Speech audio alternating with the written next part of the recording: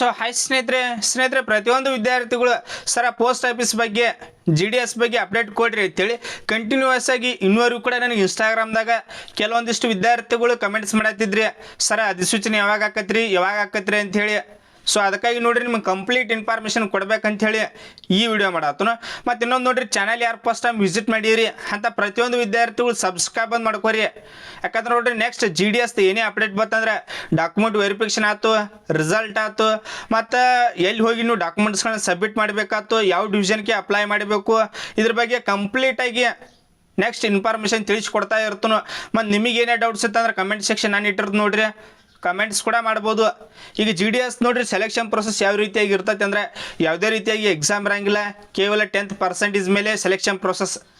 ನಿಮ್ಮ ನೋಡ್ರಿ 18 ವರ್ಷ ಆಗಿ 10ನೇ ತರಗತಿ ಪಾಸ್ ಆಗಿತ್ತಂದ್ರೆ ಅಪ್ಲೈ ಮಾಡೋಕ್ಕೆ ಎಲಿಜಿಬಲ್. ಯಾವುದೇ ರೀತಿಯಾಗಿ ಎಕ್ಸಾಮ್ ಇರಂಗಿಲ್ಲ, ಕೇವಲ 10% ಮೇಲೆ ಸೆಲೆಕ್ಷನ್ ಪ್ರೊಸೆಸ್ ಇರ್ತೈತಿ. ಆದಷ್ಟು ಪ್ರತಿಯೊಂದು ವಿದ್ಯಾರ್ಥಿಗಳು ಅಪ್ಲೈ ಮಾಡಿರಿ. ನಿಮ್ಗೆ ನೋಡ್ರಿ ನೋಟಿಫಿಕೇಷನ್ ಆತಂದ್ರೆ ಯಾವ ಡಿವಿಷನ್ಗೆ ಹಾಕಬೇಕು, ಮತ್ತು 2024 ಎಲ್ಲಿ ಲೋಯೆಸ್ಟ್ ಕಟಪ್ ನಿಂತಿತ್ತು, ಫೆಬ್ರವರಿ ಒಳಗೆ ಎಲ್ಲಿ ಲೋಯೆಸ್ಟ್ ಕಟಪ್ ನಿಂತಿತ್ತು, ಇದ್ರ ಬಗ್ಗೆ ಕಂಪ್ಲೀಟಾಗಿ ನಾ ವಿಡಿಯೋ ಮಾಡಿ ತಿಳಿಸ್ತಾನು. ಅಧಿಸೂಚನೆ ಆತಂದ್ರೆ ಅಪ್ಲಿಕೇಶನ್ ನೋಡ್ರಿ ಸ್ಟಾರ್ಟ್ ಆತಂದ್ರೆ ಪ್ರತಿಯೊಂದು ವಿದ್ಯಾರ್ಥಿಗಳು ಅಪ್ಲಿಕೇಶನ್ ಹಾಕಕ್ಕೆ ಅವಸರ ಮಾಡಬೇಡ್ರಿ. ಸ್ವಲ್ಪ ಲೇಟ್ ಆಗ್ಲಿಕ್ಕೆ ಯಾವ ಡಿವಿಷನ್ಗೆ ಹಾಕಬೇಕು ಮೊದಲು ತಿಳ್ಕೊಂಡು ಡಾಕ್ಯುಮೆಂಟ್ಸ್ನ ಕರೆಕ್ಟ್ ನೋಡಿಕೊಂಡು ಅಪ್ಲಿಕೇಶನ್ ಹಾಕಿರಿ. ನೀವು ಅಪ್ಲಿಕೇಶನ್ ಹಾಕ್ಮುಂದು ಸ್ವಲ್ಪ ಮಿಸ್ಟೇಕ್ ಆದರೂ ನಿಮ್ದು 99% ಆಗಿತ್ತಂದ್ರೂ ಅಪ್ಲಿಕೇಶನ್ ಹಾಕ್ಮುಂದು 1 ಮಾರ್ಕ್ಸ್ ಮಿಸ್ಟೇಕ್ ಆಗಿತ್ತಂದ್ರೂ ಡೈರೆಕ್ಟ್ ಡಾಕ್ಯುಮೆಂಟ್ ವೆರಿಫಿಕೇಷನ್ದಾಗ ರಿಜೆಕ್ಟ್ ಮಾಡ್ತಾರೆ. ಸೊ ಅದಕ್ಕಾಗಿ ನೋಡ್ರಿ, ನಿಮ್ಗೆ ನೋಡಿರ್ಬೋದು 2024 6 ಮೆರಿಟ್ ಲಿಸ್ಟ್ ಬಂದು 2026 ಫೆಬ್ರವರಿ ಒಳಗೆ 4 ಮೆರಿಟ್ ಲಿಸ್ಟ್, 4ನೇದೊಂದು ಬಿಟ್ಟರು 4th A ಮೆರಿಟ್ ಲಿಸ್ಟ್ ಅಂತೇಳಿ ಬಾಗಲಕೋಟೆ ದಾವಣಗೆರೆ ನಿಮ್ಗೆ ವಿಡಿಯೋ ಮಾಡಿ ತಿಳಿಸಿನ್ಯ. 5ನೇ ಮೆರಿಟ್ ಲಿಸ್ಟ್ ಬರ್ತಿತ್ತು, ಇವು 2 ಏನು ಲಿಸ್ಟ್ ಬಿಟ್ರಲ್ಲ 5ನೇ ಮೆರಿಟ್ ಲಿಸ್ಟ್ ಕ್ಯಾನ್ಸಲ್ ಮಾಡಿದ್ರು. 4th A ಮೆರಿಟ್ ಲಿಸ್ಟ್ ಬಿಟ್ಟರು ಬಾಗಲಕೋಟೆ ದಾವಣಗೆರೆ. ಎದಕ್ಕೆ ಈ ರೀತಿಯಾಗಿ ಮೆರಿಟ್ ಲಿಸ್ಟ್ ಬರ್ತಾವಂದ್ರೆ ಒಳ್ಳೆಯದಾಗಿ ಈಗ ಅಪ್ಲಿಕೇಶನ್ ಹಾಕುಮುಂದು ಏನಾದರೂ ಮಿಸ್ಟೇಕ್ ಮಾಡಿದ್ರಂದ್ರೆ, ಮಾರ್ಕ್ಸ್ಗಳಲ್ಲಿ ಎಂಟರ್ ಮಾಡುವಲ್ಲಿ ಮಿಸ್ಟೇಕ್ ಮಾಡಿದ್ರಂದ್ರೆ ಡೈರೆಕ್ಟ್ ರಿಜೆಕ್ಟ್ ಮಾಡ್ತಾರ. ಸೊ ಅದಕ್ಕಾಗಿ ನೋಡ್ರಿ ಲೇಟ್ ಆಗಲಿ ಪ್ರತಿಯೊಂದು ವಿದ್ಯಾರ್ಥಿಗಳು ಸಾಕಾಸ ಅಪ್ಲಿಕೇಶನ್ ಹಾಕಿರಿ. ಅಪ್ಲಿಕೇಶನ್ ಸ್ಟಾರ್ಟ್ ಆತಂದ್ರೆ ಬೇಕಾದ್ರೆ ಯಾವ ರೀತಿಯಾಗಿ ಅಪ್ಲಿಕೇಶನ್ ಹಾಕೋದು ಅದನ್ನು ನಿಮ್ಗೆ ಕಂಪ್ಲೀಟಾಗಿ ವಿಡಿಯೋ ಮಾಡಿ ತಿಳಿಸ್ತಾನು. ಈಗ ನೋಡ್ರಿ ಅಧಿಸೂಚನೆ ಬಗ್ಗೆ ಬರೋದಾದರೆ ನಿಮ್ಗೆ ಲಾಸ್ಟ್ ಒಂದು ವಿಡಿಯೋ ಮಾಡಿ ತಿಳಿಸಿನಿ. 5ನೇ ತಾರೀಕು ಏನೈತಿ ಪ್ರತಿಯೊಂದು ಡಿವಿಷನ್ ಕಡೆಯಿಂದ ವೆರಿಫೈ ಮಾಡಿಸ್ಕೊಂಡಾರು ಎಷ್ಟೆಷ್ಟು ವೇಕೆನ್ಸಿನ, ಈ ಡಿವಿಷನ್ದಾಗ ಎಷ್ಟು ವೇಕೆನ್ಸಿ, ಈ ಡಿವಿಷನ್ದಾಗ ಎಷ್ಟು ವೇಕೆನ್ಸಿ ಅಂತೇಳಿ GDSದವರು ಈಗಾಗಲೇ ಕನ್ಫರ್ಮ್ ಮಾಡ್ಕೊಂಡಾರು. ಇನ್ನು ನೋಡ್ರಿ ಅಧಿಸೂಚನೆ ಆಗೋದು ಅಷ್ಟೇ ಐತಿ, ಎನಿ ಟೈಮ್ ಆಗ್ಬೋದು ಅಂತ ಹೇಳಿನ. ನಿಮಗೆ ಲಾಸ್ಟ್ ಒಂದು ವಿಡಿಯೋ ಮಾಡಿದಾಗ 5ನೇ ತಾರೀಕು ಮುಗಿತು, 5ನೇ ತಾರೀಕು ಆದಮೇಲೆ ಎನಿ ಟೈಮ್ ಆಗ್ಬೋದು GDS ನೋಟಿಫಿಕೇಷನ್.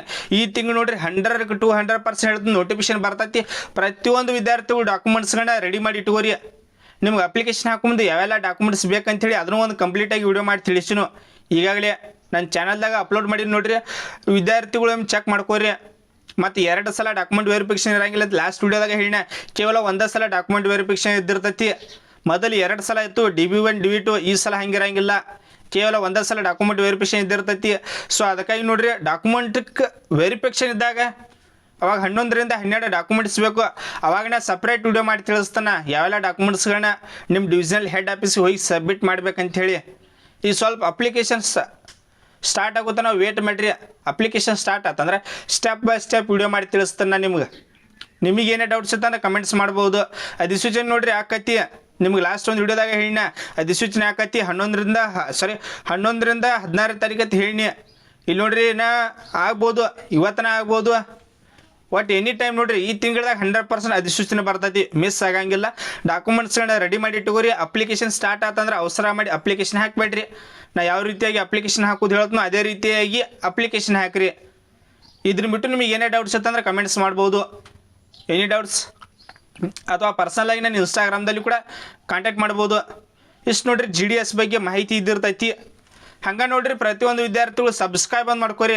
ನಿಮಗೆ ಲಾಸ್ಟಾಗಿ ಹೇಳಿನ GDS ನೋಡ್ರಿ ಅಪ್ಲಿಕೇಶನ್ ಹಾಕೋದ್ರ ಬಗ್ಗೆ ಹೇಳಿದ್ರು ನೀವು ನಾನೆಲ್ಲ ಜಾಯ್ನಿಂಗ್ ಲೆಟ್ರ್ ಏನು ತೆಗೆದುಕೊಳ್ತಿರಲಿಲ್ಲ ಅಲ್ಲಿವರೆಗೂ ಕೂಡ A to Z ಇನ್ಫಾರ್ಮೇಷನ್ ತಿಳಿಸ್ಕೊಡ್ತಾ ಇರ್ತಾನೆ ಅಂಥೇಳಿ. ಇದನ್ನ ಬಿಟ್ಟು ನಿಮಗೆ ಏನೇ ಡೌಟ್ಸ್ ಇತ್ತಂದ್ರೆ ಕಮೆಂಟ್ಸ್ ಮಾಡ್ಬೋದು. Thanks for watching. Jai Hind.